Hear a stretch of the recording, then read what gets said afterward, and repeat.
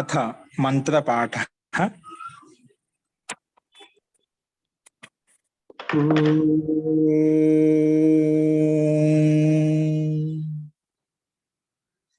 सहनाववतु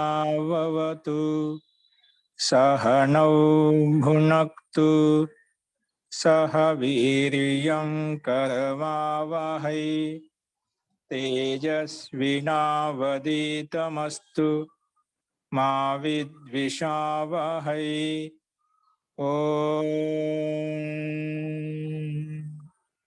शांति शांति शांति।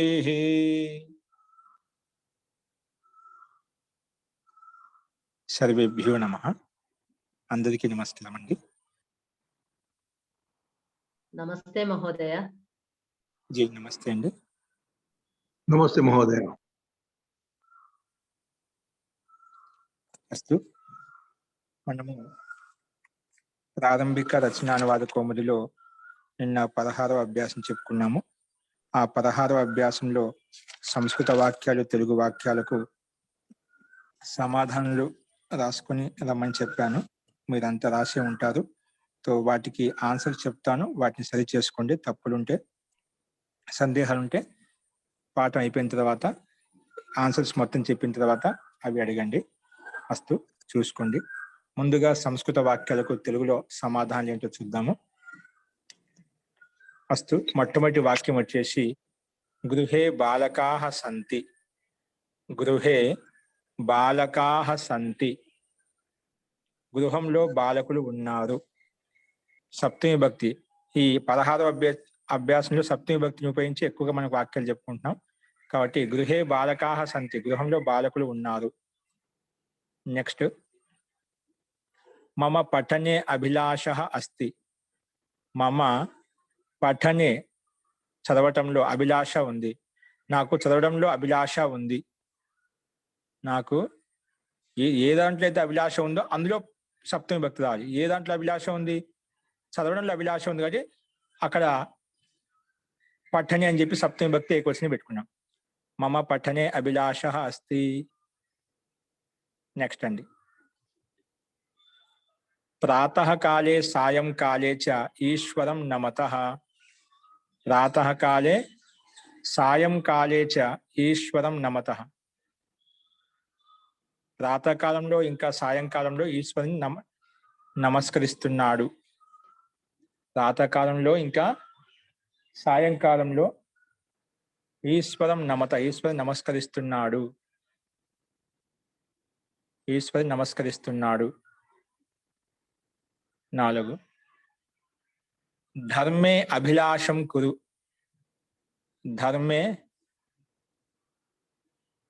ధర్మంలో అభిలాష ఉండాలి. అభిలాష చెయ్యి. ధర్మం యందు ఏ అభిలాష చెయ్యి అని అర్థం. ఏ దాంట్లో అభిలాష చేయాలనుకుంటే అందులో మనకు సప్తమి భక్తి ధర్మంలో కాబట్టి ధర్మే అభిలాషం కురు. ధర్మ విషయంలో అభిలాష చెయ్యి. ధర్మ విషయంలో అభిలాష చెయ్యి. నెక్స్ట్ అధ్యయనే కృతే భోజనం కురు. ఇది ఒక క్రియ తర్వాత రెండో క్రియ వచ్చినప్పుడు మొదటి క్రియలో సప్తమి భక్తి పెట్టుకోవాలని చెప్పాం కదా, ఆ నియమం ప్రకారంగా ఇక్కడ అధ్యయనే కర్త, కృతే అనేది కృదంతం. అధ్యయనే కృతే భోజనం కురు. అధ్యయనం చేసేసినప్పుడు భోజనం చెయ్యి. అధ్యయనం చేసినప్పుడు అధ్యయనే కృతే అంటే అధ్యయనం ఎప్పుడైతే అయిపోతుందో అప్పుడు భోజనం చెయ్యి అని అర్థం. మొదటి క్రియ ఏంటి? అధ్యయనం చేసిన తర్వాత రెండో క్రియ ఏం చేయాలి? భోజనం చేయాలి. కాబట్టి మొదటి క్రియ సప్తమి భక్తి. ఆ సప్తమి భక్తి ఎట్లా వస్తుంది? ఒకవేళ కర్తృవాచకం రాసుకుంటే కర్తాలో కృదంతంలో సప్తమి భక్తి పెట్టుకోవాలని కర్తాలో కృదంతంలో సప్తమి భక్తి పెట్టుకోవాలని చెప్పుకున్నాము. ఒకవేళ కర్మవాచ్యంలో వాక్యం రాసుకున్నాం అనుకోండి, అప్పుడు కర్మలో కృదంతంలో సప్తమి భక్తి పెట్టుకోమని చెప్పామట. ఇది కర్తాలో ఉంది కాబట్టి అధ్యయనలో సప్తమి భక్తి, కృతలో సప్తమి భక్తి వచ్చి పెట్టుకున్నాం. మధ్యలో కర్మ అంటూ ఏం లేదు కాబట్టి అవసరం లేదు. అధ్యయనే కృతే భోజనం కురు, భోజనం చెయ్యి. నెక్స్ట్ అధ్యయనం కోసం కదా ఆచార్య? కోసం కాదు, సప్తమి భక్తి కదా, కోసం అని చెప్పకూడదు. అధ్యయనం చేసిన తర్వాత అధ్యయనం ఎప్పుడు చేస్తావో అప్పుడు భోజనం చేయి. అధ్యయనం అయిపోయిన తర్వాత భోజనం చేయొద్దు అని తాత్పర్యం అక్కడ. అధ్యయన కృతే అధ్యయనం చేసిన తర్వాత భోజనం చెయ్యి. అధ్యయనం అయిపోయిందా అప్పుడు భోజనం చేయి, అంతవరకు చేయొద్దు. అస్తు. అగ్ని గృహం దహతి. అగ్ని అధ్యయనం అయ్యాక అని వస్తుందండి. ఏంటండి? అధ్యయనం అయ్యాక భోజనం చేయమని వస్తుందా? అధ్యయనం అయ్యాక భోజనం చేయమని వస్తుందా? అది కాదు కదా. అవును, అదే అండి. అధ్యయనం కృతే చేసేసినప్పుడు అంటే ఎప్పుడైతే అధ్యయనం అయిపోయిందో అప్పుడు భోజనం చేయని అర్థం. దీని తాత్పర్యం అధ్యయనం చేయకుండా చేయకూడదు అని అర్థం. అస్తు. వాక్యాన్ని బట్టి. అస్తు. అగ్ని గృహం దహతి. గురువు గారు అగ్ని గృహం దహతి. ఈ రెండు వాక్యాలు రాసుకుని మీకు స్పష్టమవుతుంది, చెప్తాను తర్వాత. అగ్ని గృహం దహతి. అగ్ని ఇంటిని కాలుస్తుంది. అగ్ని గృహం దహతి. అగ్ని ఇంటిని కాలుస్తుంది. నెక్స్ట్ అదే కొంచెం భిన్నంగా అగ్ని గృహే జ్వలతి. అగ్ని గృహే జ్వలతి. అగ్ని గృహంలో మండుతుంది. అగ్ని ఎక్కడ మండుతుంది? గృహంలో మండుతుంది. అగ్ని గృహే జ్వలతి. గృహంలో మండుతుంది. నెక్స్ట్ 8వ వాక్యం. శాంతి గానం గాయతి. శాంతి అనే ఒక వ్యక్తి విశేషమైన పేరు. శాంతి గానం గాయతి. శాంతి అనే స్త్రీ బాలిక పాట పాడుతున్నది. గానం అంటే పాట పాడుతున్నది. శాంతి గానం గాయతి. నెక్స్ట్. పితా పుత్రం ఆహ్వయతి. పితా పుత్రం ఆహ్వయతి. పితా పుత్రం ఆహ్వయతి. పితా తండ్రి, పుత్రం పుత్రుణ్ణి ఆహ్వయతి పిలుస్తున్నాడు లేదా ఆహ్వానిస్తున్నాడు. తండ్రి పుత్రుణ్ణి ఆహ్వానిస్తున్నాడు. నెక్స్ట్. నక్తం అధికం నా పఠ. నక్తం అధికం నా పఠ. ఇంకో వాక్యం ఉందండి. శిష్య చెప్తాను. నక్తం అధికం నా పఠ. రాత్రి ఎక్కువ చదవవద్దు. రాత్రి నక్తం అంటే రాత్రి, అధికం ఎక్కువ, నా పఠ చదవవద్దు. రాత్రి పూట ఎక్కువ చదవకూడదంట. అంటే దినంలో ఉండే ప్రకాశంతో చదువుకోవాలి. అంతకైనా పై వాక్యము శిష్య విద్యాం అభిలషతి. విద్యాం, శిష్యుడు విద్యను అభిలషిస్తున్నాడు అంటే ఇష్టపడుతున్నాడు. శిష్య విద్యాం అభిలషతి. శిష్యుడు విద్యను అభిలషిస్తున్నాడు. శిష్య విద్యాం అభిలషతి.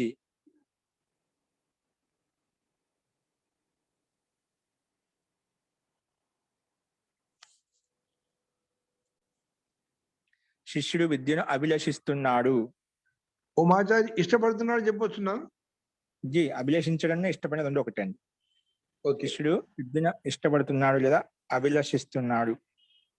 నెక్స్ట్ 11వ వాక్యం చెప్పాను. నక్తం అధికం నా పఠ. రాత్రిలో ఎక్కువ చదవవద్దు అని చెప్పి. నెక్స్ట్ తెలుగు వాక్యాలకు ఇప్పుడు సంస్కృతంలో అనువదించండి. అస్తు. ఇప్పుడు చెప్పండి. సంస్కృత వాక్యాలకు సందేహం మధ్యలో అడగబోయారు. ఇప్పుడు చెప్పండి. జీ, ఏదైనా సందేహం ఉందా? అధ్యయనే కృతే భోజనం కురు అంటే అధ్యయనం చేసిన తర్వాత అని చెప్పారు. అధ్యయనస్య కృతే అంటే అది అధ్యయనం కోసం అని వస్తుంది కదా. అధ్యయన కృతే అంటే అధ్యయనం కోసం వస్తుంది.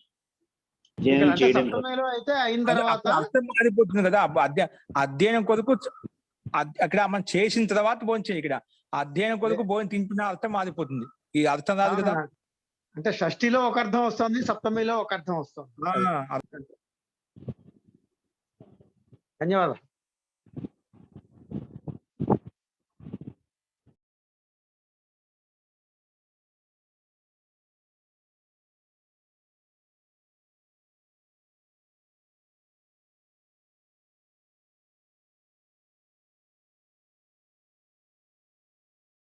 మహోదయ, మమ పఠనే అభిలాషः అస్తి అంటే ఏంటి మహోదయ తెలుగులో?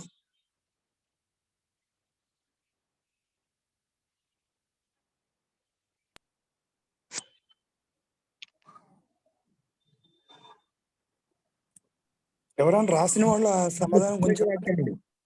మమ్మ పఠనే అభిలాష అస్తి అనేది కొంచెం ఏంటి తెలుగులో చెప్పారు ఓకే, చెప్పండి. ఓకే, రాసుకోవచ్చు.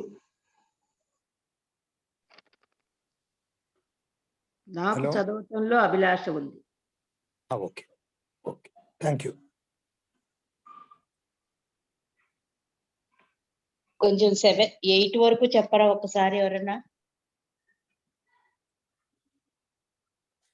ఆ తర్వాత ధర్మే అభిలాషం కురు అంటే ధర్మయందు అభిలాషం చెయ్యు. అధ్యయన కృతే భోజనం కురు అధ్యయనం చేసిన తర్వాత భోజనం చెయ్యి. అగ్ని గృహం దహతి అగ్ని ఇంటిని కాలుస్తుంది. ధర్మే అభిలాషం కురు అంటే ధర్మయందు అభిలాషం చెయ్యు అని అర్థం. కురు అంటే కరు.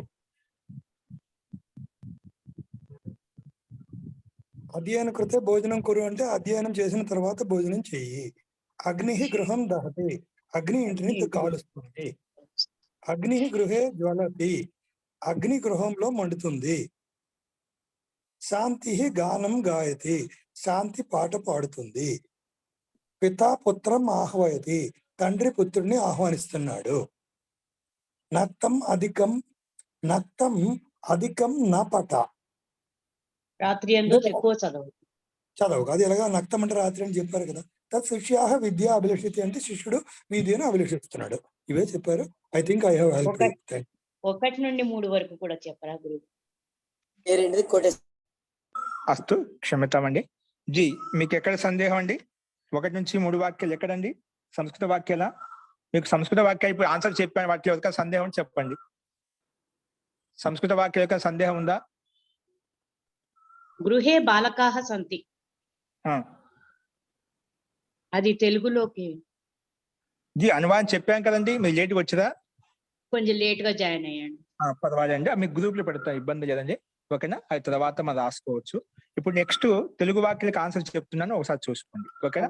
గృహం జ్వలతి మహోదయ, జ్వలతి ప్రకాశించడం, మండుతుంది అని. జ్వలతి మండుతుంది, ప్రకాశిస్తుంది, రెండు ఒకటి. ఇంట్లో దీపం మండుతుంది, ఇలా ప్రకాశిస్తుంది, ఎన్ని రకాలని చెప్పుకోవచ్చు. అగ్ని మండుతుంది, అగ్ని ప్రకాశిస్తుంది. అభిప్రాయ భేదం అండి, వక్త ఏ రకంగా చెప్పుకోవచ్చు. ఓకేనా? ఓకే.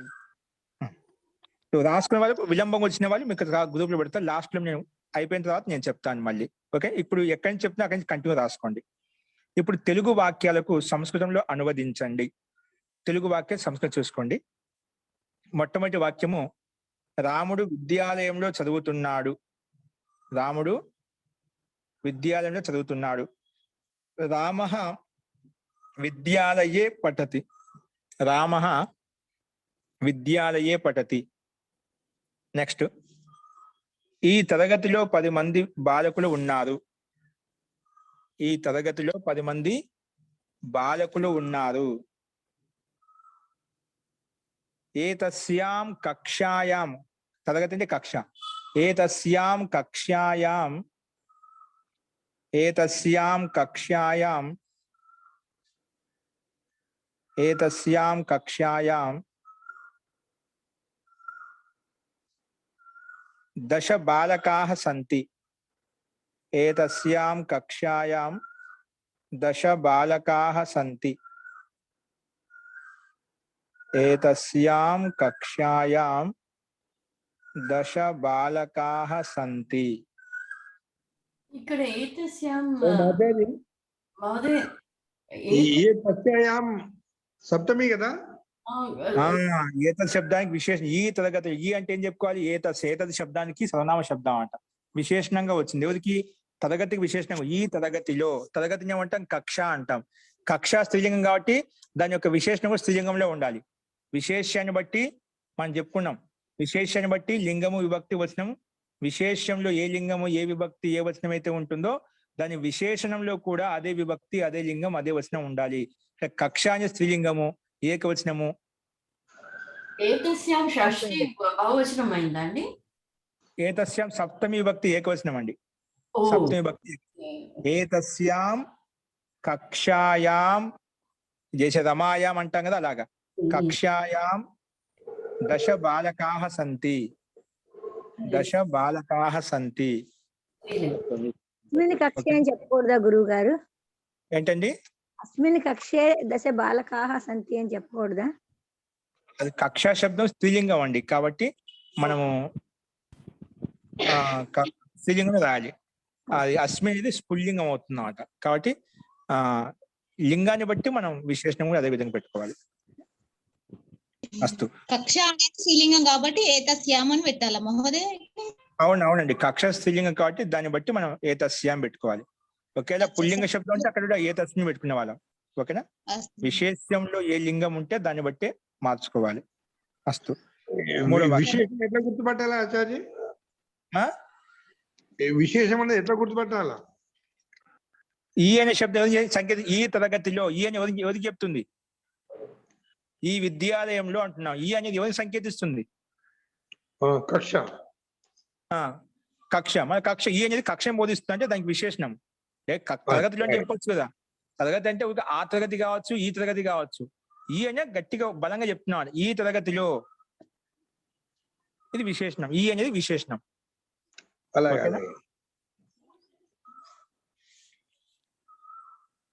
నెక్స్ట్, ఇంటిలో వస్త్రాలు మరియు పుస్తకాలు ఉన్నాయి. ఇంటిలో వస్త్రాలు మరియు పుస్తకాలు ఉన్నాయి. గృహే వస్త్రాని పుస్తకాని చ సంతి. గృహే వస్త్రాని పుస్తకాని చ సంతి. గృహే వస్త్రాని పుస్తకాని చ సంతి. గృహే వస్త్రాని పుస్తకాని చ సంతి.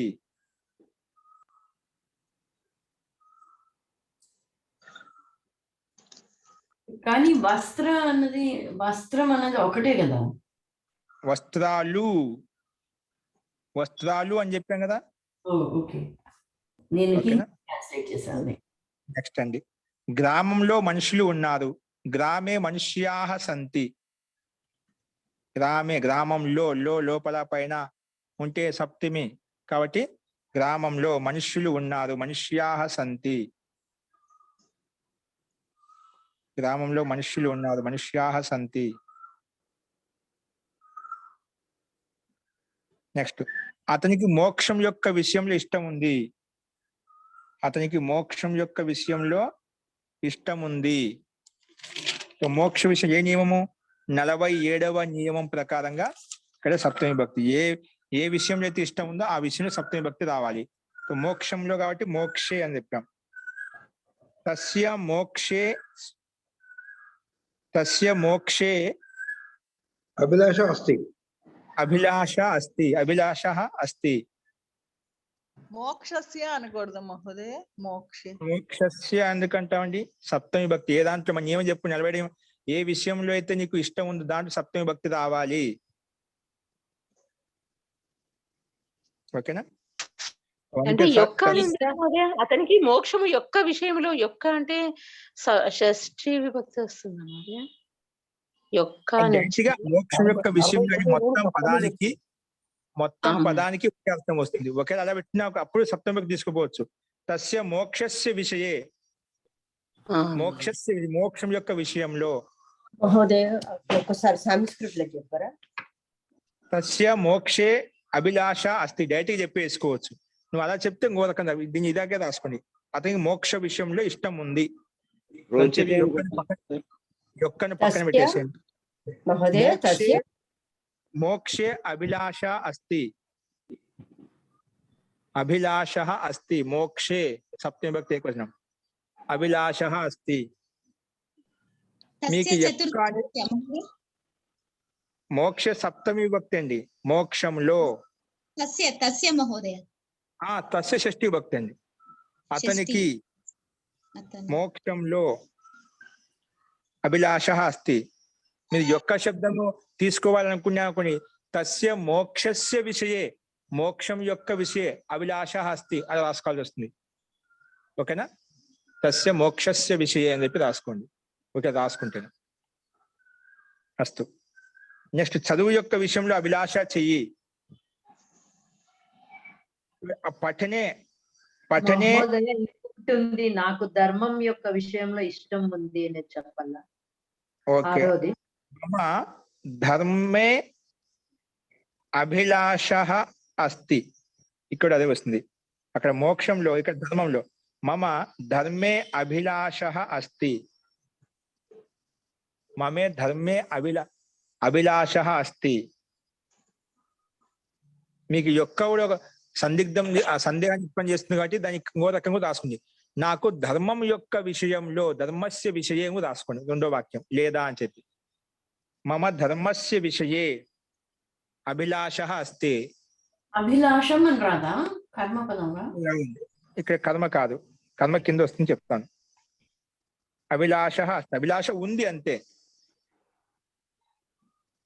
మమ ధర్మస్య విషయే అభిలాష అస్తి. ఫస్ట్ మమే ధర్మే నా మహోదయ, లేకపోతే మమ ధర్మే అభిలాష అస్తి? ఇక్కడ మమే కాదండి, ఇక్కడ మనము కర్మవాచ్యం భావవాచ్యంలో వాక్యం రాయడం, కల్పి వాచ్యం రాయడం లేదు. ఇది ఏ నియమం ప్రకారంగా? 47వ నియమం ప్రకారంగా. మన 48వ నియమం ప్రకారం చెప్పుకోవడం లేదు. 48 అయితే మీరు చెప్పవచ్చు, 48 కాదు, 47వ నియమం ప్రకారం. విషయంలో ఒకరి గురించి చెప్పుకుంటప్పుడు, ఏ విషయంలో ఎవరి గురించి అయితే చెప్పుకుంటున్నాం వాళ్ళు సప్తమి భక్తి రావాలి. ధర్మ విషయం గురించి చెప్పుకుంటున్నా, ధర్మంలో సప్తమి భక్తి వచ్చింది. ఓకేనా? అస్తు. నెక్స్ట్, చదువు యొక్క విషయంలో అభిలాష చెయ్యి. పఠనే అభిలాషం కురు. పఠనే అభిలాషం కురు, ఇది రాసుకోండి.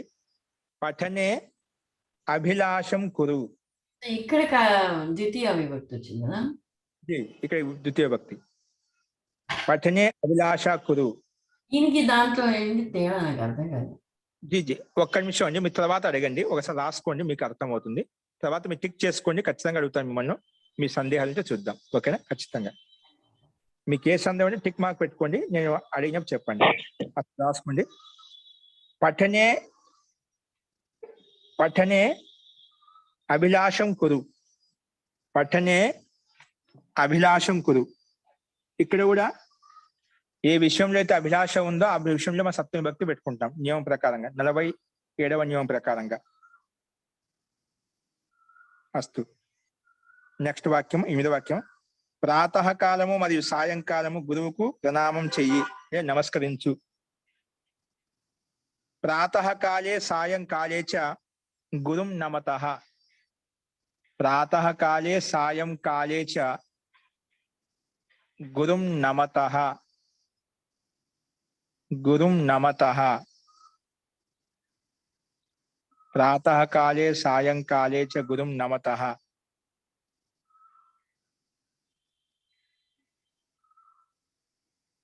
నెక్స్ట్, దినములో చదువు. దినే పఠ లేదా దివసే పఠ. దినే లేదా దివసే రెండు రకాలు చేసుకోవచ్చుండి. దినే పఠ లేదా దివసే పఠ. 10వ వాక్యం. రాత్రిలో ఎక్కువ చదవవద్దు మరియు రాయవద్దు. నక్తం అధికం నా పఠ నా లిఖాచ. నా లిఖాచ.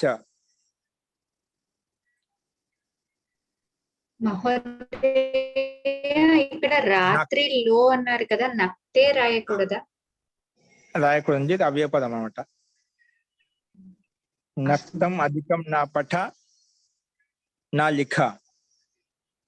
అధికం నా పఠ నా లిఖాచ. అధికం నా పఠ నా లిఖ.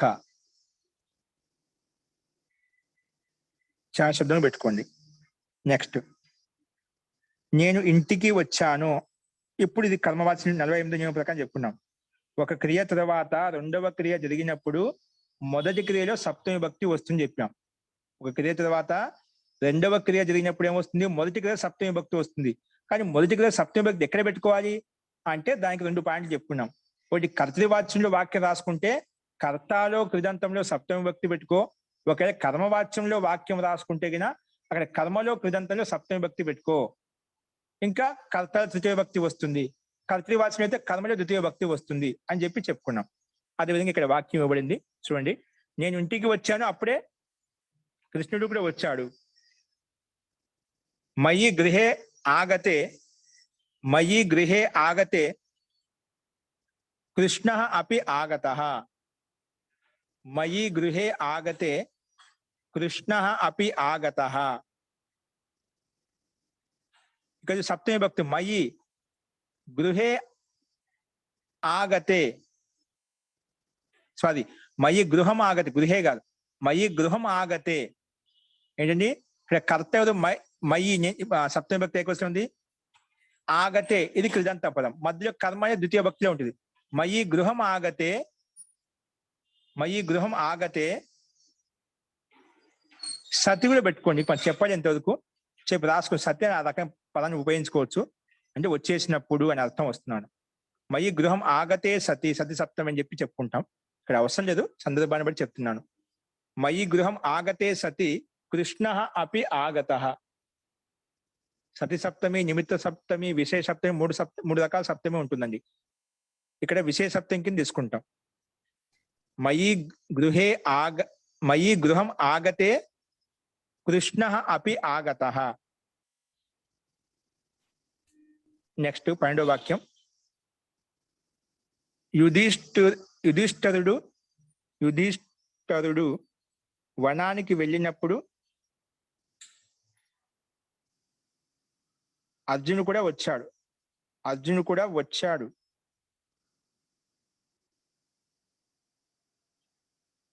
కూడా ఉన్నాడు కాకుండా అర్జునుడు కూడా వచ్చాడని రాయండి.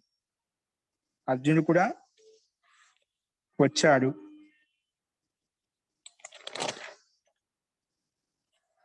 యుధిష్ఠిరుడు వనానికి వెళ్ళినప్పుడు అర్జునుడు కూడా వచ్చాడు. అర్జునుడు కూడా వనానికి వచ్చాడు. మధ్యలో వనం పదం కూడా ఇక్కడ యాడ్ చేసుకోవాలి. యుధిష్ఠిరుడు వనానికి వెళ్ళినప్పుడు అర్జునుడు కూడా వనానికి వచ్చాడు. అర్జునుడు కూడా వనానికి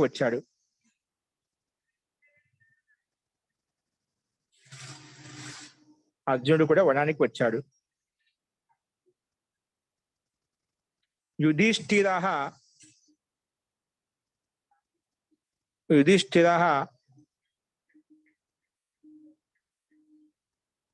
వనం ఆగతే, వనం గతే, యుధిష్ఠిరే వనం గతే. ఇక సప్తమి భక్తి పెట్టు. యుధిష్ఠిరే వనం గతే అర్జునః అపి ఆగతః. యుధిష్ఠిరః వనం గతే అర్జునః అపి ఆగతః.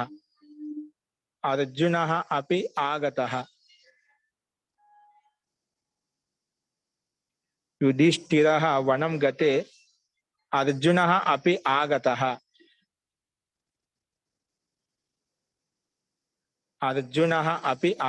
ఇక చూడు, యుధిష్ఠిరే సప్తమి భక్తి, గతే సప్తమి విధి. గతే కృదంతము, యుధిష్ఠిర అనేది కృదంతం. ఇదేంటి కర్త అండి. యుధిష్ఠిరః వనే గతే, యుధిష్ఠిరః అండి, యుధిష్ఠరే అండి. ఇది ఒకసారి ఇలా చెప్తున్నారు. ఇక సప్తమి భక్తి. యుధిష్ఠిరే వస్తుంది కదండి. అవునండి.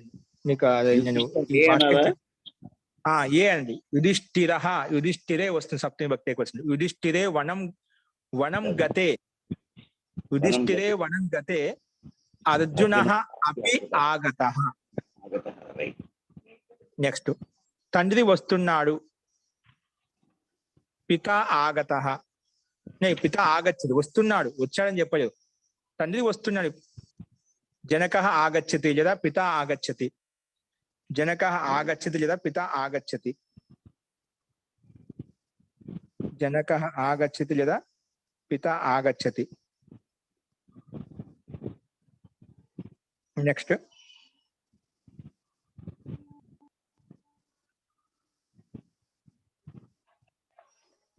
తండ్రిని చూడు. పితరం పశ్య లేదా జనకం పశ్య. తండ్రిని చూడు. తండ్రి చూడు కాదు, తండ్రిని ఎక్కడ నీ పెట్టుకోండి. తండ్రిని చూడు అని ఉందండి. తండ్రి వస్తున్నాడు, తర్వాత తండ్రిని చూడు అంటే జనకం పశ్య లేదా పితరం పశ్య. జనకం పశ్య లేదా పితరం. పితృ శబ్దము, జనకం జనకా శబ్దం, పుల్లింగ శబ్దము. అదే పితృ శబ్దం దుకారాంత శబ్దం. ఎలాగే రాసుకోవచ్చు. జనకం పశ్య లేదా పితరం పశ్య. నెక్స్ట్ తండ్రితోటి పుత్రుడు ఇక్కడకు, తండ్రితోటి పుత్రుడు కూడా వచ్చాడు. వచ్చాడు భూజకాలం అనేది జరిగిపోయింది. తండ్రితోటి పుత్రుడు కూడా వచ్చాడు. తండ్రితోటి పుత్రుడు కూడా వచ్చాడు. తండ్రితోటి పుత్రుడు కూడా వచ్చాడు. జనకేన సహా, జనకేన సహా పుత్రః అపి ఆగతః. జనకేన సహా ఎవరితోటి అయితే వస్తున్న వారు తృతీయ భక్తి రాదు. ఎవరితోటి? తండ్రితోటి. కాబట్టి జనకేన సహా లేదా పిత్రా సహా, పితృ శబ్దం కాబట్టి మనకు ఇక్కడ వచ్చింది కాబట్టి పిత్ర శబ్దం రాసుకోండి. పిత్రా సహా, పిత్రా సహా, పిత్రా సహా పుత్రః అపి ఆగతః. పుత్రః అపి ఆగతః. పిత్రా సహ పుత్రః అపి ఆగతః. పుత్రః అపి ఆగతః. ఆగచ్చత్ అనకూడదా సార్? ఆగచ్చు చెప్పుకోవచ్చు. ఇక్కడ మనం ప్రత్యాంత శబ్దం చెప్పుకున్నాం, లేదా ఆగచ్చదు చెప్పుకోవచ్చు. లకారం అది. ఓకేనా? నెక్స్ట్ తండ్రికి భోజనం ఇవ్వు. తండ్రికి భోజనం ఇవ్వు. జనకాయ భోజనం గుర్తుపెట్టుకు. ఎవరికైతే ఇస్తున్న మాట వచ్చిందంటే అయిపోయా. ఎవరికైతే ఇస్తున్నా వాళ్ళు చతుర్థి భక్తి పెట్టేసండి.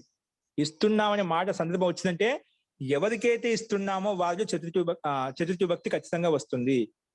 ఎవరికైతే ఇస్తున్నామో వారిలో చతుర్థి విభక్తి పెట్టుకోవాలి.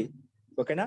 అందుకే జనకేన సహా, క్షమ్యతం, జనకాయ భోజనం దేహి.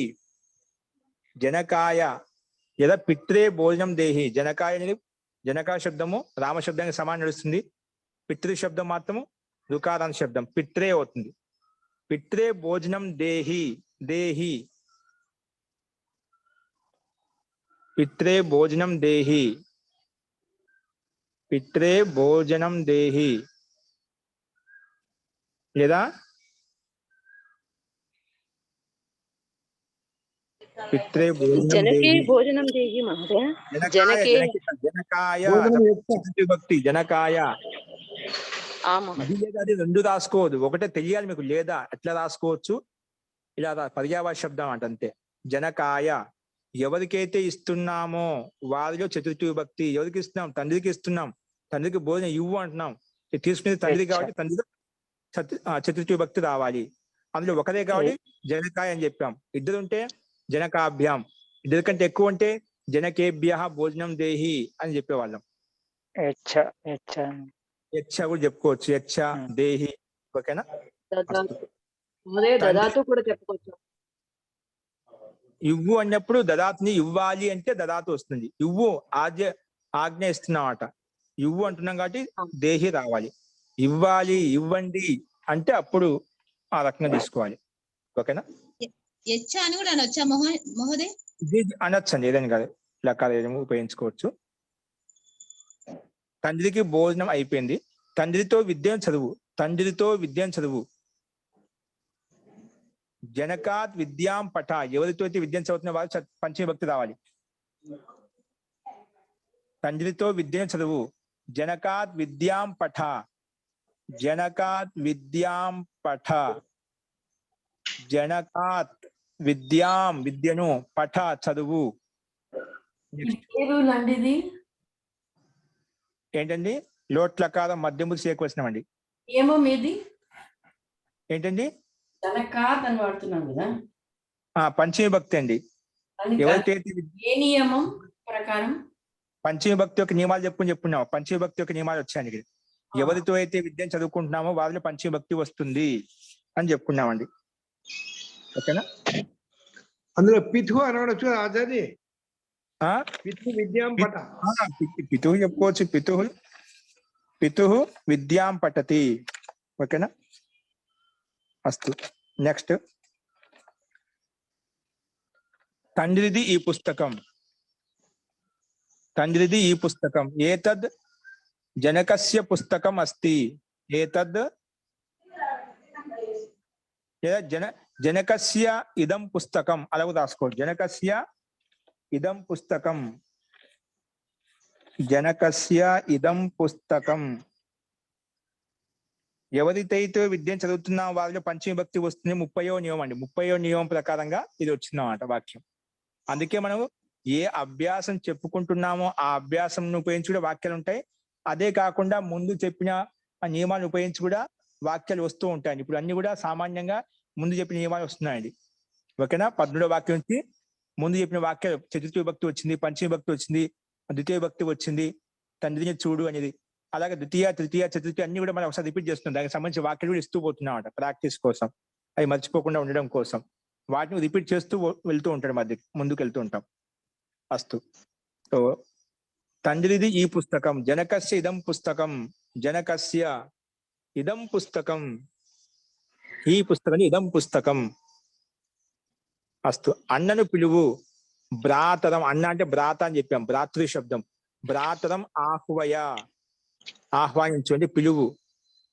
భ్రాతరం ఆహ్వయ. ఆహ్వయ. భ్రాతరం ఆహ్వయ. ఆహ్వయతు అన్నదా? అతడు ఆహ్వానించాలి అప్పుడు వస్తుంది. అతడు అన్నను ఆహ్వానించాలి.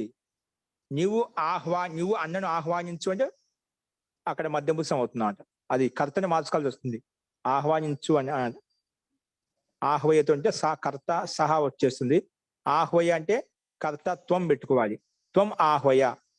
త్వం భ్రాతరం ఆహ్వయ. సహ భ్రాతరం ఆహ్వయతు. సహ త్వం మనకు వివక్షను బట్టి ఉంటుంది. సహ పెట్టుకుంటే కర్తను ఆహ్వయతు, త్వం పెట్టుకుంటే ఆహ్వయ. అస్తు. అల్లుడికి పండ్లు ఇవ్వు. ఇక్కడ ఇచ్చే మాట వచ్చింది. ఎవరికి ఇవ్వాలి? అల్లుడికి ఇవ్వాలంట. ఎవరికైతే ఇస్తున్నా వాళ్ళు చతుర్థి విభక్తి. అల్లుడిని ఏమంటాం సంస్కృతిలో? జామాత్రి శబ్దం చెప్పుకున్నాం శబ్దకోశంలో. దానికి చతుర్థి విభక్తి ఏమొస్తుంది? జామాత్రే ఫలాని దేహి. జామాత్రే ఫలాని దేహి. జామాత్రే కిం దేహి? ఫలాని దేహి. జామాత్రే ఫలాని దేహి.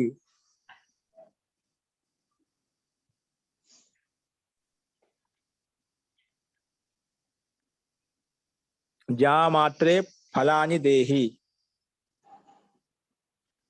నెక్స్ట్ అండి.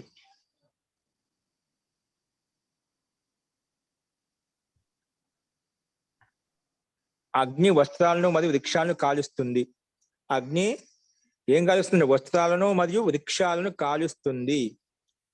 అగ్ని వస్త్రాన్ని వృక్షాన్ చ దహతి. అగ్ని వస్త్రాన్ని వృక్షాన్ చ దహతి. అగ్ని వస్త్రాన్ని వృక్షాన్ చ దహతి. వృక్షాన్ని అన్నది ఎక్కడ? వృక్ష శబ్దం పుల్లింగం అండి.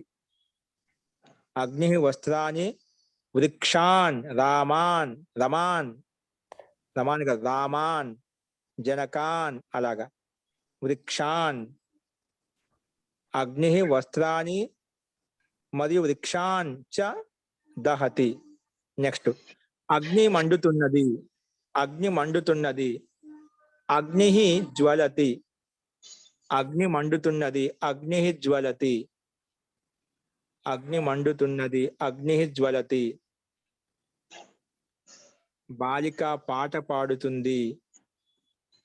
బాలిక పాట పాడుతుంది. బాలిక గానం గాయతి. బాలిక గానం గాయతి. బాలిక గానం గాయతి. గురువు శిష్యుణ్ణి పిలుస్తున్నాడు. గురువు శిష్యుణ్ణి పిలుస్తున్నాడు. గురువు శిష్యం. గురువు శిష్యం ఆహ్వయతి. గురువు శిష్యం ఆహ్వయతి. గురువు శిష్యం ఆహ్వయతి. గురువు శిష్యం ఆహ్వయతి. నెక్స్ట్ వాక్యం అండి. అతడు ధర్మాన్ని ఇష్టపడుతున్నాడు. అతడు ధర్మాన్ని ఇష్టపడుతున్నాడు. సహ ధర్మం అభిలషతి. సహ ధర్మం అభిలషతి. ధర్మే అనకూడదు ఆచార్య. సామాన్య వాక్యం అని. ధర్మమును ఏది ఇష్టం, నీకు ఏమి ఇష్టము? ధర్మం చేయడం ఇష్టం. ఇది కర్మవాచ్యం కాదు, నియమం ప్రకారంగా. త్వయి అని చెప్పచ్చా గురువు గారు? చెప్పకూడదండి. కర్త కర్మ క్రియ అంతే. అతడికి ఏమి ఇష్టం? అతడు ధర్మ ఇష్టపడుతున్నాడు. ఏమి ఇష్టం? అతనికి ధర్మం ఇష్టం. ఇష్టమైన దాంట్లో కర్తు ఈప్సితమం కర్మ. కర్తకు ఏదైతే ఇష్టంగా ఉందో ఆ ఇష్టమైన దాంట్లో కర్మ సంజ్ఞ వస్తుంది. కర్మ అంటే ద్వితీయ భక్తి రావాలి. అందుకే అర్థాన్ని కూడా గమనిస్తున్నాం మనం. ఓకేనా? మనకు అర్థాలు చెప్పాను, తర్వాత నేను ఎక్స్ప్లెయిన్ చేస్తాను. అస్తు. నెక్స్ట్ వచ్చేసి గురుగారు ఇక్కడ తస్మై ధర్మం రోచతే అని కూడా అనొచ్చా అండి? అతనికి ధర్మం అంటే చాలా ఇష్టం. అర్థం మారిపోతుంది. చెప్పుకోవచ్చు తస్మై ధర్మం రోచతే, అతనికి ధర్మం అంటే చాలా ఇష్టం. అప్పుడు అర్థం అలా మారిపోతుంది. అతనికి ధర్మం అంటే చాలా ఇష్టం అంటే మిగతా విషయాలు తక్కువ, ధర్మ విషయం ఎక్కువగా అని అర్థం వస్తుంది. అతనికి ధర్మం అంటే చాలా ఇష్టం అంటే మిగతా విషయాలు కొంచెం తక్కువ అని ఆటోమేటిక్ అర్థం వచ్చేస్తుంది. అస్తు. నెక్స్ట్ వాక్యం వచ్చేసి ధర్మాన్ని ఇష్టపడుతున్నాడు అని చెప్పాం కదా. వాక్యాలు ఉన్నాయి మహోదయ. ఈ వాక్యాలు అయిపోయాయి కదా. అస్తు. అది ధర్మ అశుద్ధ వాక్యాన్ని శుద్ధ వాక్యాన్ని.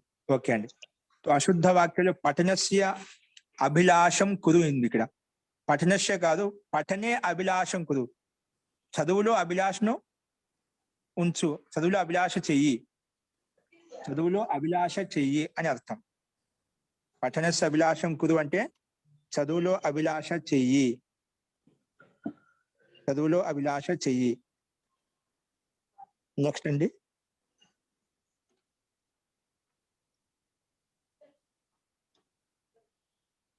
ఇక్కడ పఠనస్య అభిలాషం అశుద్ధ వాక్యం. శుద్ధ వాక్యం వస్తుంది పఠనే అభిలాషం. పఠనే చదువులో ఏదాంట్లో నీకు అభిలాష ఉందో, ఏ విషయం అయితే నీకు కోరిక ఉందో దాంట్లో సప్తమి భక్తి రావాలి. అందుకే పఠనే అభిలాషం కురు. 47వ నియమం ప్రకారంగా 47వ నియమం ప్రకారం పఠనే రావాలి. ఓకే. ఇక్కడ పఠనస్య షష్ఠీ భక్తి ఇచ్చేది తప్పు. నెక్స్ట్ రెండో వాక్యం. మమ గృహే ఆగతే. మమ గృహే ఆగతి. ఇక్కడ ఒక మొదటి వాక్యం ఇచ్చారు. ఇది కర్మవాచ్యం, కర్తృవాచ్యంలో వాక్యం ఉంది. మమ గృహే కాదు, మయి గృహం ఆగతే రావాలి. ఇది మనం 48వ నియమం ప్రకారంగా మయి గృహం ఆగతే. మయి ఇది సప్తమి భక్తి ఏకొస్తాం. గృహం ఆగతే, మయి గృహం ఆగతే. ఇది 48, 13వ నియమం ప్రకారం అండి. 48, 13వ నియమం ప్రకారంగా నియమ సంఖ్య కూడా వేసుకోండి. 48, 13వ నియమం ప్రకారంగా ఈ వాక్యం మనం చూసాము. 48, 13వ నియమం ప్రకారంగా. నెక్స్ట్ 3వ వాక్యం. పితుః సహ పుత్రః ఆగతః. పితుః సహ పుత్రః ఆగతః. పితుః సహ పుత్రః ఆగత అంటే పితుః సహ కాదండి, సహయోగంలో తృతీయ భక్తి రావాలి. సహ, సార్ధం, సాకం, సమం ఈ శబ్దాలు ఎక్కడొచ్చినా ఎవరి తోటి ఎవరి వెంట అంటున్నామో వారిలో తృతీయ భక్తి రావాలి. ఇక్కడ పితు అనే పంచమి భక్తిలో పెట్టామంట, అందుకే తప్పు. అది కరెక్ట్ కాదు. ఏముండాలి? పిత్రా సహ పుత్రః ఆగతః అని ఉండాలి. పిత్రా సహ తండ్రితోటి, పిత్రా సహ పుత్రః పుత్రుడు వస్తున్నాడు, పిత్రా సహ పుత్రః ఆగచ్చతి అని అలా పెట్టుకోవాలి. పిత్రా సహ పుత్రః ఆగతః. ఓకే. ఇది 15వ నియమం ప్రకారం అండి. ఈ రకంగా మనం శుద్ధ వాక్యాలు చూసాము. సో ఇక్కడ బై మిస్టేక్స్ ఎలా చేస్తాం, దోషాలు అని మనం చూడాలి. ఇక్కడ మనం చెప్పుకున్న నియమాల ప్రకారంగా మనకు మొదటి వాక్యం, రెండో వాక్యము 47, 48 నియమం ప్రకారం చూసుకున్నాము. 3వ వాక్యం అనేది 15వ నియమం ముందు చెప్పుకున్నాము. తృతీయ భక్తి నియమాలు చెప్పుకుంటప్పుడు దాని ప్రకారంగా ఇక్కడ మనకు సహయోగంలో తృతీయ భక్తి వచ్చింది. తండ్రితోటి పుత్రుడు ఆగత వస్తున్నాడు, వచ్చాడు. ఆగత అని వచ్చాడు, పుత్ర ఆగత అంటే వచ్చాడు. ఓకే. ఈ రకంగా తీసుకోవాలి. నెక్స్ట్ ఇక్కడ అభ్యాసం చేయండి అని ఉన్నాయి. గాలోని వాక్యాలను లోటు మరియు లంగ్ లకారంలో విధిలింగంలో మార్చండి. అవి మీరు మార్చి ప్రాక్టీస్ చేసుకోండి. నెక్స్ట్ పితృ భ్రాతృ శబ్దాలకు పూర్తిగా రూపారాయమని చెప్పాను. పితా పితరవు పితరహ అని నేను చెప్పాను. అవి బాగా నేర్చుకోండి, రాయండి కూడా. అలాగే దహధాతు, జ్వల్ ధాతు, గై ధాతు, ఆహ్వే ధాతు, అభిలాష్ ధాతు, వీటికి 5 లకారాలు నేర్చుకోవాలి, రాయాలి కూడా. రాస్తే మీకు ఆటోమేటిక్ వచ్చేస్తుంది. రాస్తున్నా కూడా క్రమంగా ఏ ధాతులు ఎన్నైతే వచ్చి అన్ని ప్రతి రాయండి. రాయంగా మీకు ఆటోమేటిక్ గా అవి కంఠస్థం అయిపోతుంది. నేర్చుకోవాల్సిన అవసరం లేదు, బట్టి పట్టాల్సిన అవసరం లేదు. కాబట్టి ఏ ధాతు వచ్చిందో భూధాతును ముందు పెట్టుకుని రాస్తూ పోతుంటే మీకు ఆ రూపం యొక్క స్వరూపం ఏంటి, రూపం ఎలా మారుతుంది, ఎక్కడ మారుతుంది అని తెలుస్తుంది. రేపొద్దున రామాయణ భగవద్గీత మహాభారతం ఏం చదువుకున్నా కూడా, ఉపనిషత్తులు దర్శనాలు ఏం చదువుకున్నా కూడా బాగా అర్థమవుతుంటాయి అన్నమాట. కాబట్టి ఆ రకంగా ప్రయత్నం చేయండి. దహధాతు, జ్వల్ ధాతు, గై, ఆహ్వే, అభిలష్. దహతి, జ్వలతి, గాయతి, ఆహ్వయతి, అభిలషతి ఇలా రూపాలు నడుస్తాయి. ఈ ధాతులు కూడా లట్లకారంలో, లోట్లకారంలో, లంగ్, విధిలింగ్ ఈ 4 లకారాల్లో రూపాలు రాయమని చెప్పి ఇక్కడ ఇవ్వబడింది. కాబట్టి ఈ 4 లకారాలకు రూపాలు రాసి ప్రాక్టీస్ చేయండి. అలాగే అంతిమంలో వాక్యాలను తయారు చేయండి అని చెప్పి ఇచ్చాము. కొన్ని వాక్యాలు ఇచ్చాము. ప్రాతకాలే, సాయంకాలే, నక్తం, అలాగే అదహత్, అజ్వలత్, కొన్ని క్రియాపదాలు, కొన్ని శబ్దాలు, ఇలా కొన్ని ప్రత్యేక శబ్దాలు, అలా క్రియాపదాలు ఇవ్వబడ్డాయి. వాటిని ఉపయోగించి మీరు సొంతంగా వాక్యాలు రాయాలి. ప్రాతకాలంలో దాన్ని ఉపయోగించి సొంతంగా ఏంటి ప్రాతకాలంలో ఏంటి, ప్రాతకాలంలో పాఠం పఠతి, ప్రాతకాలే ఆగచ్చతి, ప్రాతకాలే మందిరం గచ్చతి, ప్రాతకాలే లిఖతి, ప్రాతకాలే కార్యం కరోతి. ఎన్నే రాసుకోవచ్చు. మనం ప్రాతకాల శబ్దాన్ని ఉపయోగించి ఏమి వాక్యం చెప్పగలచ్చు, మన ఊహ ఏ రకంగా ఊహించుకున్నా ఆ రకంగా వాక్యాలు విశాలంగా రాసుకోవచ్చు. ఇంకా దాంట్లో శబ్దాన్ని విశేషణాలను కలుపుకుంటూ, క్రియాపదాలను కలుపుకుంటూ, అవ్యపదాలను కలుపుకుంటూ వాక్యం ఎంత పొడుగుగా కావాలంటే అంత పొడుగుగా విశేషణాన్ని బట్టి పొడిగించుకుంటూ వెళ్ళిపోవచ్చండి. అస్తు. నక్తం రాత్రి, అదహత్ ఇది కాల్చింది భూతకాలంలో, అజ్వలత్ ఇది భూతకాలం యొక్క ప్రయోగం, అగాయత్ పాడింది ఇది కూడా భూతకాలం, ఆహ్వయత్ విని భూతకాలం ఇచ్చారు, అభ్యలషత్ మొత్తం భూతకాలం ఇవ్వబడ్డాయి, కృతే, గతే, ఆగతే కూడా భూతకాలం యొక్క క్రియాపదాలు. సో వీటిని ఉపయోగించి మీరు వాక్యాలు తయారు చేయండి. అస్తు.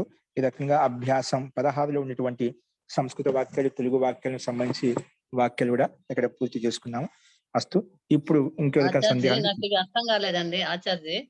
ఇప్పుడు చెప్పండి. కాలోల అభ్యాసం 4లో కా లోపల లోటు, లంగ్, ఆరు, విధిలింగ్ రాయమన్నాడు. ఏవి రాయాలి? కా అంటే ఇప్పుడు సంస్కృత బాణవదాంట్లోనా ఇవి రాసేది? కా, లోటు ధాతువులు కదా. తెలుగు వాక్యాలు చెప్పామండి. తెలుగులో మనకు కా అంటే తెలుగు వాక్యం రాముడు విద్యాలయానికి వెళ్తున్నాడు, అది ఒకటో వాక్యం. ఆ 1 నుంచి మొదలుకొని 12 వాక్యాలు కాలో ఉన్నాయండి. 1 నుంచి 12 వాక్యాలు కాలో ఉన్నాయి. ఆ 1 నుంచి 12 తెలుగు వాక్యాలను మీరు ద్వివచనంలోకి మార్చాలి. సారీ, లోట్ లకారము, లంగ్ లకారం, అది లింగ్ లకారానికి మార్చాలి. అందుకని లట్ లకారం ఇచ్చారు, మీరు లోట్ లకారంలో, లంగ్ లకారం, లింగ్ లకారానికి మార్చాలి ఈ 12 వాక్యాలను. అలాగే గా ఉన్నాయి 21 నుంచి 25 వాక్యాలండి. 21 నుంచి 25 వాక్యాలు తెలుగు వాక్యాలను, వీటిని కూడా లోట్ లకారము, లంగ్ లకారము, లింగ్ లకారంలోకి మార్చాలి. ఇక్కడ అన్ని లట్ లకారాలు ఇచ్చాము, మీరు లోట్ లకారంలోకి మార్చాలి. ఇప్పుడు అగ్ని వస్త్రాలను మరియు వృక్షాలను కాలుస్తుంది అని చెప్పాం, అంటే వస్త్రాలు కాలుస్తూ ఉన్నది. మీరేం చెప్పారు? లోట్ లకారం అగ్ని వస్త్రాలను మరియు వృక్షాలను కాల్చాలి, లేదా కాల్చేసింది, లేదా కాల్చాలి విధిలింగంలో, అలా అర్థం వస్తుంది అన్నమాట. అలా అగ్ని మండుతున్నది, ఇక్కడ ప్రజెంట్ గా మండుతుంది. లోట్లకంలో అగ్ని మండాలి, లేదా అగ్ని మండింది, అయిపోయింది, అలా చెప్పుకోవాలి. లేదా బాలిక పాట పాడుతుంది, ఇప్పుడు పాడుతుంది ప్రజెంట్ గా. లోట్లకంలో బాలిక పాట పాడాలి, లేదా బాలిక పాట పాడింది భూతకాలంలో. విధిలింగంలో కూడా అగ్ని అర్థం కాబట్టి బాలిక పాట పాడాలి, అలా తీసుకుంటామట. అలా మార్చుకోవాలి. గురువు శిష్యుని పిలుస్తున్నాడు అంటే పిలవాలి, పిలిచాడు, పిలుస్తాడు భవిష్యత్ కాలంలో. అలాగా మనం మార్చుకోవాలండి. మార్చి వాక్య క్రియాపై మనకి ఇవన్నీ ఏంటి రకరకాల ఏం చేపిస్తా అంటే, ఈ రకంగా మనకు అక్కడ శబ్దాలు, అక్కడ ధాతులు ఏవైతే ఉన్నాయో మొత్తం కవర్ చేసి, అంటే అర్థం వాటి అన్నిటి ప్రయోగాలు ప్రాక్టీస్ చేసుకోవడం కోసం, వాటి యొక్క ప్రయోగము అర్థం చేసుకోవడం కోసం అభ్యాసం ఈ రకంగా చేసుకుంటున్నాం అంట. సో అన్ని ధాతులు, అన్ని శబ్దాలు అన్ని కవర్ అవుతాయి ఇలా చేసుకోవడం వల్ల, ప్రాక్టీస్ చేసుకోవడం వల్ల. అందుకే ఇలా చెప్పబడింది. అస్తు. ఇంకేదైనా సందేహాలు చెప్పండి ఈ వాక్యంలో కానీ ఏదైనా కానీ. తెలుగు నుంచి సంస్కృతంలోకి 13వ ఉంది, తండ్రి వస్తున్నాడు. అదొకసారి జనక ఆగచ్చి అని కరెక్టేనండి, అది తప్ప. తండ్రి అంటే జనక అనే తండ్రిదే, పిత అనే తండ్రిదే. జనక ఆగచ్చి వస్తున్నాడు, జనక ఆగచ్చతి వస్తున్నాడు, అంతే కదా, అంతే సింపుల్ మామూలు, ఇంకేం లేదు. జనక ఆగచ్చతి అంతే కదా. ఆగచ్చతి రెండే పదాలు లేదా, తండ్రి వస్తుంది, తండ్రి ఒక పదం, వస్తున్న ఒక పదం, తండ్రి కర్త, వస్తున్న క్రియాపదం. ఆగచ్చతి, అగచ్చతి కాదు, ఆగచ్చతి, దీర్ఘం వస్తుంది. ఆగచ్చతి, తండ్రి ఆగచ్చతి. ఇక జనక ఆగచ్చతి ఏంటి, పిత ఆగచ్చతి, తండ్రి కాదు, పిత ఆగచ్చతి. పిత ఆగచ్చతి, పిత ఆగచ్చతి లేదా జనక ఆగచ్చతి. తండ్రి ఆగచ్చి కదా, తండ్రి అనేది తెలుగు పదం కదండి. పితావా పిత్రావా మహోదయ? కర్త కదా, కర్త కదండి. కర్త ఎప్పుడు ప్రథమ విభక్తిలో ఉంటుంది. తృతీయ విభక్తి ఎందుకు వస్తుంది? తృతీయ విభక్తి కార్యం వస్తుంది, తండ్రి ద్వారా వస్తున్నా అంటామా? వాక్యం కరెక్ట్ కదా కదా. తృతీయ విభక్తి అంటే ద్వారా, చేత, తోటి అనే అర్థాలు వస్తాయి. ఓకే, వస్తున్నాడు, అస్తిత్వం అంతే, తండ్రి వస్తున్నాడు. ఓకేనా? ఓకే. అందుకే విభక్తి యొక్క అర్థాలు చూసుకోవాలి. ఇప్పుడు మళ్ళీ చెప్తున్నాను సందర్భాన్ని బట్టి ఒకసారి గమనించండి. ఏం చెప్తుంది? ఆచార్య ఆహ్వయతి, అన్నను పిలువు అంటే ఆ భ్రాతరహ ఆహ్వయతి అనన్నా? అందరిని పిలువు కాదండి, సర్వాన్ ఆహ్వయ వస్తుంది. అప్పుడు సర్వాన్ ఆహ్వయ, అన్నను పిలువు, అన్నను పిలువు అన్నప్పుడు భ్రాతరం, భ్రాతరం ఆహ్వయ, భ్రాతరం, భ్రాత, భ్రాతారు, భ్రాతారః, భ్రాతారం పిలువు, భ్రాతరం ఆహ్వయ, అన్నను పిలువు. మీరు 11వ సెంటెన్స్ मेरे मेरे घर पर कृष्ण भी आया, मई गृहे आगते सती అన్నమాట కదా. కృష్ణ గృహం ఆగతే, మై గృహం, మధ్య గృహే కాదు, గృహం ఆగతే, మై గృహం ఆగతే, ఆగతే సతి. సతి అని కూడా పెట్టొచ్చున్నారు కదా. సతి అంటే సతి సప్తం అంటే ఇలా గృహం ఎప్పుడైతే వచ్చాడో అప్పుడు కృష్ణుడు వచ్చాడు అని చెప్పడంలో. సతి అలా వచ్చినప్పుడు, ఎప్పుడైతే ఇంటికి వచ్చానో అప్పుడే కృష్ణుడు కూడా వచ్చాడు అనే అర్థం చెప్పడం కోసం. సతి అన్న వర్డ్ అర్థం కాదు. అదే సతి అంటే అలా జరిగినప్పుడు, అలా అయినప్పుడు, ఇలా ఇంటికి వచ్చేసానండి అప్పుడే మా గురుగారు వచ్చారండి, మా తండ్రి గారు వచ్చారండి, అలాగా. సతి సతి సప్తమం అండి అది. ఒక్క నిమిషం అండి. ఇప్పుడు అర్థం మనం స్వరాన్ని గమనించండి. ఇంటికి మనం చెప్పే భాష ఎలా ఉంటుంది? సామాన్యంగా నేను ఇంటికి వచ్చానండి, తండ్రి వస్తున్నాడండి అని చెప్తాం సామాన్యంగా. నేను ఎప్పుడైతే ఇంటికి వచ్చానండి అప్పుడే గురుగారు కూడా వచ్చా అంటే ఆకస్మికంగా, అంటే ఎప్పుడు రాడు, ఏదో అకస్మాత్తుగా వచ్చాడు, అప్పుడు దాన్ని విశేషంగా చెప్తాం అన్నమాట. నేను ఎప్పుడైతే ఇంటికి వచ్చినా అప్పుడు తండ్రి గారు వచ్చారు, గురువు గారు వచ్చారు, కృష్ణుడు కూడా వచ్చాడు. ఎప్పుడు జరగని క్రియ అకస్మాత్ జరిగితే ఏమవుతుంది? ఆశ్చర్యంగా. ఎప్పుడు తండ్రి కాదు, ఎప్పుడు రాడు, ఎప్పుడు 10-11 గంటలకు వచ్చి వస్తారు. అది ఈ రోజు అటువంటిది ముందే వచ్చేసాను అనుకోండి, అది పిల్లలకైనా ఇంటి వాళ్ళకి ఆశ్చర్యంగా ఉంటుందట. నేను ఇంటికి వచ్చేసాను అప్పుడే తండ్రి కూడా వచ్చారు, అప్పుడే గురువు కూడా వచ్చారు. అలాంటి సతి అలా ఇలా జరిగినప్పుడు నేను వచ్చేసాను, ఇలా వచ్చారు, ఇలా అంటే ఈ క్రియ జరిగింది, ఆ క్రియ అయిపోగానే ఇక్కడ రెండో క్రియ కూడా తండ్రి గారు అక్కడి నుంచి రావడం జరిగింది. దాన్ని సతీ శబ్దం చెప్తామట. సతీ శబ్దం అంటున్నారా? అది సతీ అనే శబ్దం తెలుగులోనా లేకపోతే సంస్కృతంలో? ఆ వర్డ్ సంస్కృతం అండి. సతీ సంస్కృత పదమే. సతీ శబ్దం సతీ అంటే అలా జరిగినప్పుడు అని అర్థం. ఏవం సతీ భవతి, ఏవం కార్యం కరోతి సతీ, నువ్వు అలా పని చేస్తే, అలా అయితే, అలా ఉంటే అనే అభిప్రాయాన్ని సతీ శబ్దం చెప్తామండి. ఓకే. ఇది అందులో ఐదో వాక్యంలో తస్య మోక్షే అభిలాష అస్తి అన్నాం కదా. ద్వితీయ విభక్తి ఎందుకు వాడకూడదు అని నాకు అర్థం కాలేదు. ఎందుకు వాడాలి చెప్పండి. రూల్ కాబట్టి అందుకే మీరు చెప్పారు ద్వితీయ భక్తి ఎందుకు వాడకూడదు అని చెప్పారా? ఎందుకు వాడాలి నేను అంటున్నాను. ద్వితీయ భక్తి వాడితే ఏ విధంగా అర్థం వస్తుంది? కర్మపదం అయిపోతుంది కదా. అదే అంటున్నాడు. అర్థం వస్తుంది. మీరు వచ్చి ఆలోచించండి. అర్థం మనం డుములు ప్రథమ విభక్తి, నీ నూల గురించి ద్వితీయ భక్తి అని చెప్పుకున్నాము. కర్మ అర్థం ఏ విధంగా వస్తుంది? మనం ప్రతి పదానికి ప్రతి విభక్తికి అర్థం చెప్పుకున్నాము. ఇప్పుడు మీరేం చెప్పారు? ఐదో వాక్యము తస్య మోక్షే అభిలాష అస్తి అని. మోక్షే మోక్షమును అభిలషిస్తున్నాడు అంటామానే. మేమేం చెప్పింది? ఏ విషయంలో అయితే ఎవరి గురించి అయితే మనకు ఇష్టం ఉంటుందో ఆ విషయంలో సప్తమి భక్తి రావాలని చెప్పి ఏమని చెప్పింది. కాబట్టి మనం ద్వితీయ భక్తి పెట్టుకోకుండా సప్తమి భక్తి పెట్టుకుంటామండి. ఓకేనా? ఓకే. మహోదయ, ఈ పిత్ర సహ పుత్ర అపి ఆగత అన్నప్పుడు పిత్ర అని వాడాం కదా, అది ఏంటి మహోదయ? మనం పిత అని ఎందుకు వాడకూడదు అక్కడ? ఇప్పుడు ఏం చెప్పండి, మన తృతీయ విభక్తి నియమాలు సహ, సార్ధం, సాకం, సమం. సారీ. ఓకే జీ అంతకన్నా ముందు మీరు మీరు మహోదయ. చెప్పండి, మీకు అర్థమైందండి?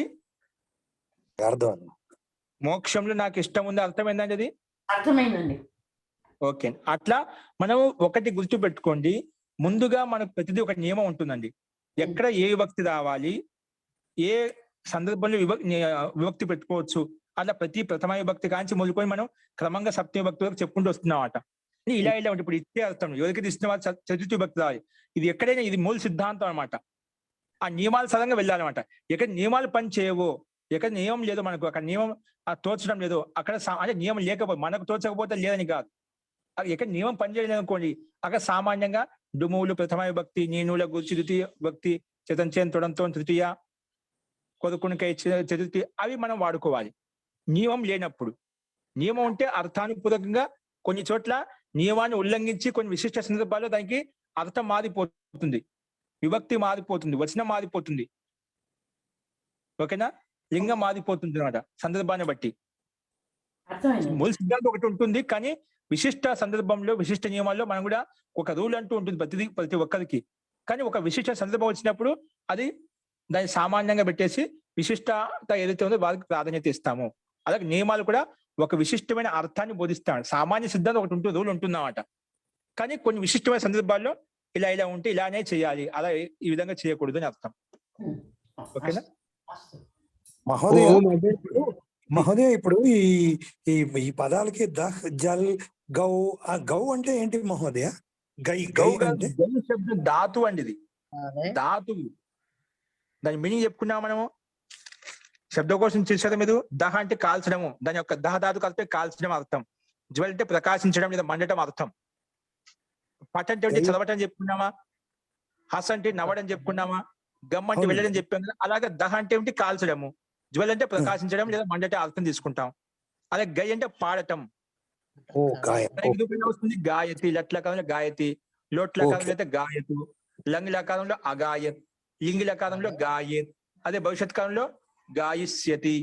అలాగా 5 రకాలుగా 5 రకాలుగా ఈ రకంగా మనం చూసుకోవాలి. మహోదయ, వీటికి ఒక్క పదానికి మీరు 5 లకారాల్లో ఒక్కసారి చెప్పరండి, రాసుకుంటాను. ఒక్క నిమిషం చెప్పండి. ఒక్క నిమిషం అండి, ఒక్కొక్కరు అడగండి. ఇక్కడ ముందు రామకృష్ణ గారు మీకు సమాధానం అయిపోయిందా? మీరు ఏమడిగారండి? రామకృష్ణ గారు మ్యూట్ ఓపెన్ చేసుకోండి.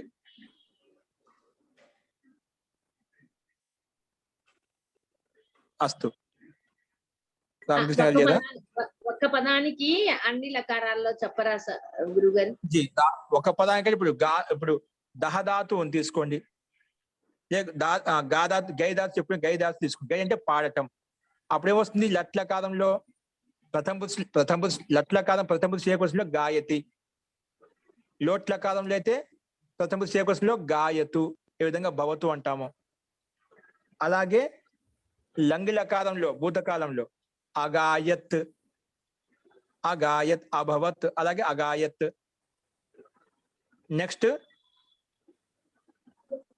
విధిలింగంలో గాయేత్, నెక్స్ట్ భవిష్యత్ కాలంలో లిదుటుల కాలంలో గాయిష్యతి, గాస్యతి వస్తుంది. గాస్యతి. ఓకేనా? ఓకే అండి. వాక్యం చెప్పండి. ప్రాతకాలే లోట్ అంటే భూతకాలము. లోట్ అంటే ఏంటండి? లోట్ లకార గాయతు భూతకాలము. లోట్ అంటే ఆజ్ఞార్థం అండి. లోట్ అంటే ఆజ్ఞార్థము.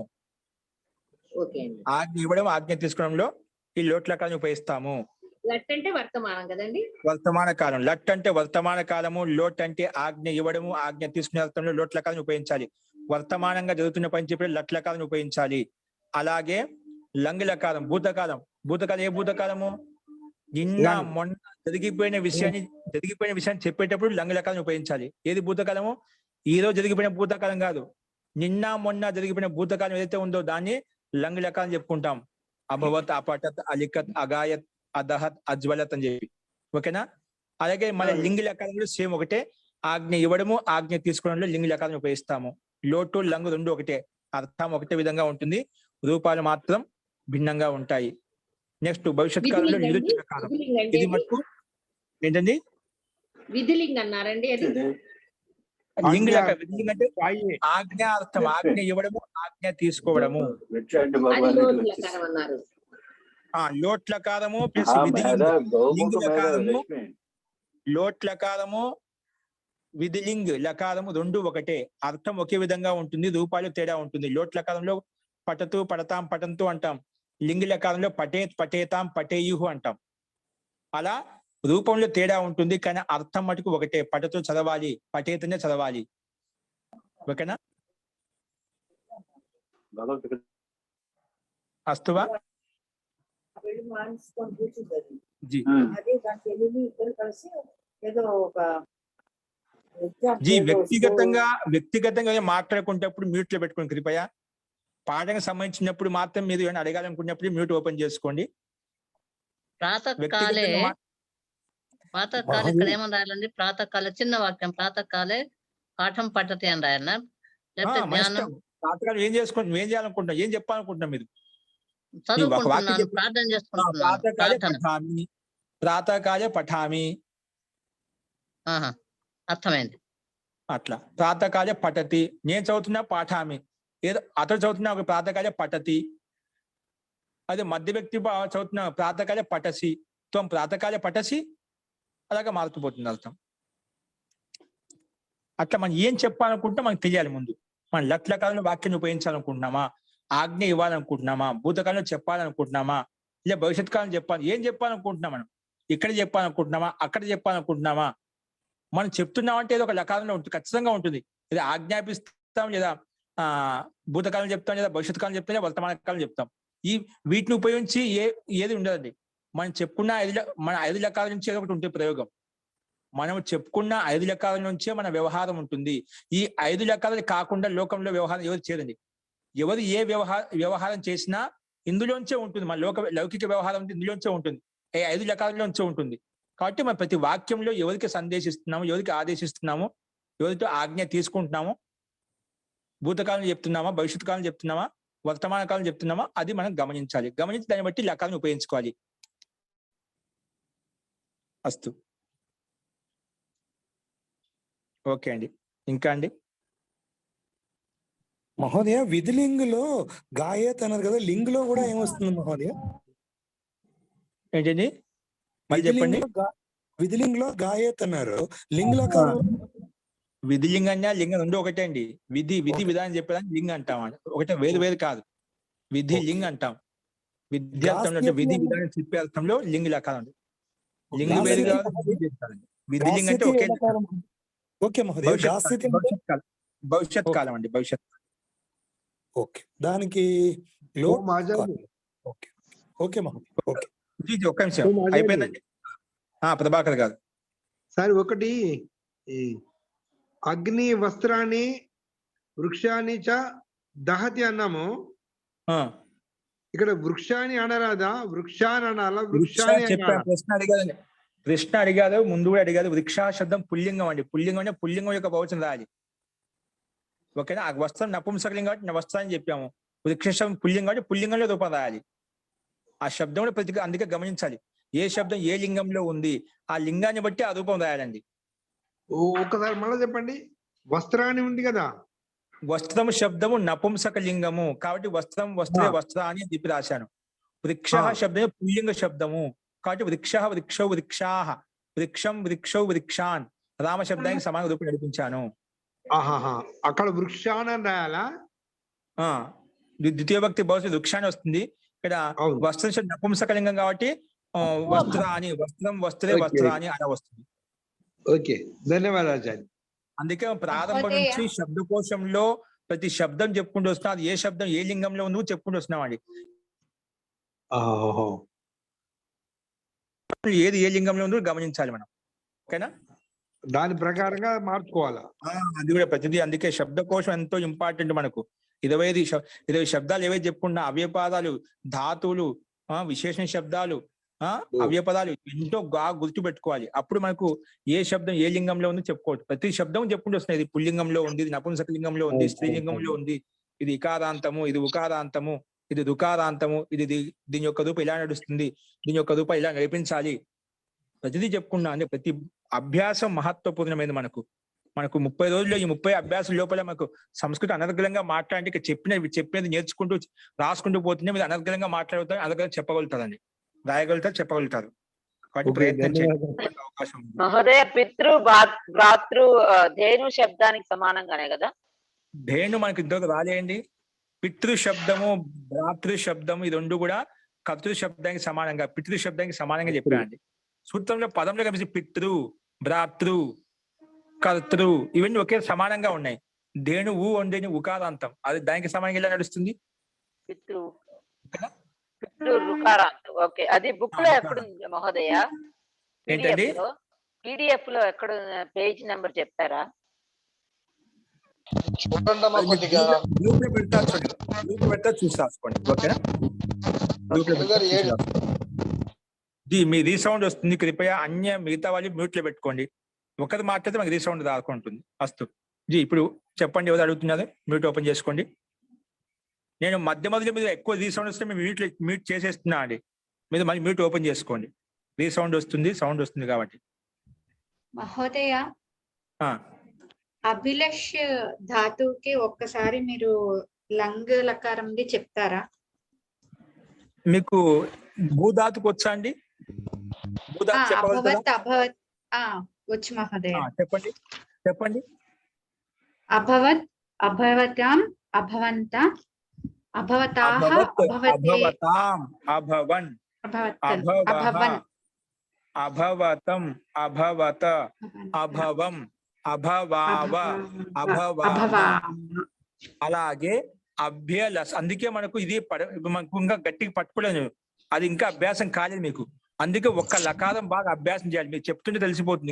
ఇంకా ప్రాక్టీస్ చేయాలి. మీరు ప్రాక్టీస్ సహజంగా చెప్పేయాలి. మీరు అభవత్, అభవతాం, అభవన్, అభవః, అభవతం, అభవత, అభవం, అభవావ, అభవామ. ఇది ఎప్పుడైతే నోటికి కంఠస్థం అవుతుందో అది కూడా అలా చెప్పేవెళ్తాం. అభ్యలషత్, అభ్యలషతాం, అభ్యలషన్, అభ్యలషః, అభ్యలషతం, అభ్యలషత, అభ్యలషామ. అలా పలుకుతూ ప్రాక్టీస్ చేయండి. మన కంఠం కూడా ఓపెన్ అవుతుంది. దానివల్ల మీకు రోగ ప్రతిరోధక క్షమతో పెరుగుతుందని. దీనివల్ల చెప్పడం వల్ల, పలకడం వల్ల ఈ శబ్దాలకు అంత మహత్యం ఉంది. ఈ శబ్దాలు, ఈ ధాతులు పలుకుతూ ఉచ్చరిస్తూ ఉన్నామంటే నాభి ప్రదేశం నుంచి నీకు ప్రాణవాయువు రావాలండి. ఆ ప్రాణవాయువు నాభి ప్రదేశం నుంచి వచ్చినప్పుడు, అంటే బొడ్డు ప్రదేశం నుంచి కదిలినప్పుడు నీకు రోగ ప్రతిరోధక క్షమతో పెరుగుతుంది. కాబట్టి బాగా పలుకుతూ అభ్యాసం చేయండి. అస్తు. ఓకే, సంతోషం. అలాగే ప్రాక్టీస్ చేయాలి. అందుకే ఒకటి మనకు ఏ దానికి సమానంగా అంటున్నామో, రామశబ్దానికి సమానం, రామశబ్దం బాగా బట్టి కంఠస్థం రావాలన్నమాట. ఇకారంతం అలాగే హరి శబ్దం, ఉకారంతం గురు శబ్దం, రుకారంతం పితృ శబ్దం, ఇలా కర్తృ శబ్దం. ఉకారంలో అదేవిధంగా గురు శబ్దం ఒకటి పుల్లింగంలో. అలాగే మనకు కంఠాపాఠం కావాలన్నమాట. ఆ ఒక్కటి నేర్చుకుంటే మిగతావన్నీ 100 శబ్దాలు రాయాలి. ఒక్కటి నేర్చుకుంటే 100 శబ్దాలు రాయొచ్చండి. మీరు ఇక్కడ చెప్పిన ఏదో ఒక్కటి నేర్చుకోమంటున్నామో దాన్ని నేర్చుకుంటే దాన్ని ఆరాధన చేసుకుని 100 వాక్యాలు సొంతంగా రాయగలుగుతారు. 100 వాక్యాలు, 100 కానీ అంతకన్నా ఎక్కువ చెప్పినా ఆశ్చర్యం లేదు. కాబట్టి ఏవేవి చెప్తున్నామో మూల నియమాలు చెప్పుకుంటాం. మూల నియమాలు ఎవరికైతే అర్థమయ్యాయో వారికి సహజంగా అన్ని అర్థమవుతాయండి. ఓకేనా? కేవలం మనం ఏ వాక్యం చెప్పుకుంటున్నామో మన నియమం అదే ఒక్క వాక్యం మీద పనిచేయడం లేదు. ఇవి సమస్త వాక్యాల మీద ఈ ప్రభావం, ఈ నియమాలు పనిచేస్తాయండి. ఒక వాక్యం కోసం, ఇక్కడ చెప్పిన వాక్యాల కోసం కాదు. ఈ వాక్యాలను ఆధారం చేసుకుని ఒక ఎగ్జాంపుల్ చెప్పాం. ఆ ఎగ్జాంపుల్ ఆధారం చేసుకుని 100 ఎగ్జాంపుల్స్ సొంతంగా తయారు చేయాలి. గణితంలో ఏ విధంగా ఒక ఎగ్జాంపుల్ ప్రాబ్లంలో ఒక ఎక్సైజ్ చెప్పి మిగతా ప్రాబ్లమ్స్ ఏ విధంగా సాల్వ్ చేయమని చెప్పి మనకి ఇలా ఇస్తుందో, ఆ ప్రాబ్లం ఒకటి అర్థమైందంటే A+B² ఫార్ములా అర్థమైంది, దాన్ని బట్టి మిగతా ఏ విధంగా అంకెలు మార్చినా ఏ విధంగా చేయగలుగుతామో అలాగే ఇక్కడ ఒక నియమాన్ని ఆధారం చేసుకుని 100 వాక్యాలు మనం తయారు చేసుకోవచ్చు. అందుకే నియమం అర్థం చేసుకోవాలి, శబ్దాన్ని అర్థం చేసుకోవాలి, వాక్యాలు ఏంటివి, ధాతువు ఏంటి, అవయవం ఏంటి, ఎక్కడ ఏ విధంగా మారుతుంది, ఏది ఏకవచనం, ఏది విభక్తి, అది మీకు ఐడెంటిఫై చేస్తూ ఉండండి. అలా ప్రాక్టీస్ చేసినప్పుడు మీకు వస్తుందండి. अस्तु अंडी तो काफी समय हो गया అభిలాష స్త్రీలింగ పదం కూడా ఉన్నదండి जी అభిలాష అభిలాషం అభిలాష మూడు లింగాలు మార్చుకో సందర్భాన్ని బట్టి స్త్రీలింగాలు సందర్భాన్ని బట్టి మూడు రకాలుగా వాడుకోవచ్చు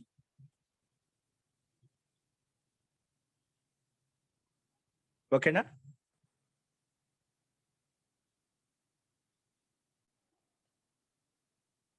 అస్తు అండి సో మంత్రపాఠ ఇంకేమైనా సందేహాలు అంటే మనం రేపు చూద్దామండి ఇంకోటి మర్చిపోయినా మీకు చెప్పడము రేపు క్లాసు సెలవు ఉంటుందండి రేపు క్లాసు శనివారం కదా ఎల్లుండి ఆదివారం ఎలా ఆదివారం కాబట్టి ఈ 2 రోజులు ఆదివారం ఎలా సెలవు ఉంటుంది ఒక శనివారం రేపు ఒకరోజు సెలవు పెట్టుకుంటాం యథావిధిగా సోమవారం నుంచి మీకు క్లాస్ ఉంటుంది మనకి ఇదే విధంగా ఉంటుంది కాబట్టి రేపు మటుకు మీకు 2 రోజులు అవకాశం వస్తుంది ఇప్పుడు 7 విభక్తుల గురించి మనం చెప్పుకున్నాము అన్ని నియమాలు ఒకసారి బాగా రివిజన్ చేసుకోండి చాలా ఉపయోగపడతాయి వీటిని ప్రాక్టీస్ చేసుకోండి కాబట్టి ఇవి ఎందుకంటే మనం వీటిని అర్థం చేసుకుని ఇప్పుడు సొంతం అన్ని వాక్యాలు ఇప్పుడు నియమాలు అని చెప్పామన్నమాట ప్రథమ విభక్తికి ద్వితీయ విభక్తికి తృతీయ విభక్తి ఎప్పుడు వచ్చింది ఇప్పుడు అన్ని విభక్తులను అర్థం చేసుకొని అన్ని 7 విభక్తుల యొక్క నియమాలను కూడా మనకు ఒకే అభ్యాసం వస్తూ ఉంటాయి అన్నమాట కాబట్టి ఇక్కడ ఒక మంచి అవకాశం దొరికింది మీకు రేపు వెళ్ళండి ఈ 2 రోజులు పూర్తిగా ఇంతవరకు చెప్పిన నియమాలు ఏవైతే ఉన్నాయో దాదాపుగా మనం ఎన్ని నియమాలు చెప్పుకున్నామండి ఇప్పటికి మనం 48 నియమాలు చెప్పుకున్నాం ఈ 45 నియమాలను ఇంకా శబ్దాలు ఏవైతే ఉన్నాయో ధాతులు ఏవైతే ఉన్నాయో బాగా కంఠపాఠం చేసుకోండి అవి మీకు రాబోయే అభ్యాసాలు ఇంకా చాలా పునాదిగా ఉంటాయి కాబట్టి వీటిని రేపు మీరు బాగా నెమ్మది వేసుకోండి నోట్స్ రాసుకున్న వాళ్ళు నోట్స్ రాసుకోండి ఇంకా వాటిని కంఠస్థం చేసుకోండి శబ్దాలు ధాతువులు ఇంకా శబ్దకోశం కూడా గమనించండి ఒకసారి చూసుకుంటే రివిజన్ చేసుకుంటుంటే మనకు అది బాగా దృఢంగా బలంగా ఉంటుంది అస్తు కాబట్టి శనివారం ఒకరోజు సెలవు ఉంటుంది సోమవారం యథావిధిగా మనకు కంటిన్యూ క్లాసెస్ నడుస్తాయండి కాబట్టి సోమవారం వచ్చేయండి అందరూ కూడా ఇదే యథావిధిగా 6 to 7 మనకు క్లాస్ నడుస్తుంది అస్తు అందరికీ చాలా మంది వెళ్ళిపోయారు నేను మర్చిపోయాను చెప్పడం వారికి తెలియచేయండి మెసేజ్ పెట్టేస్తాను అస్తు మంత్రపాఠ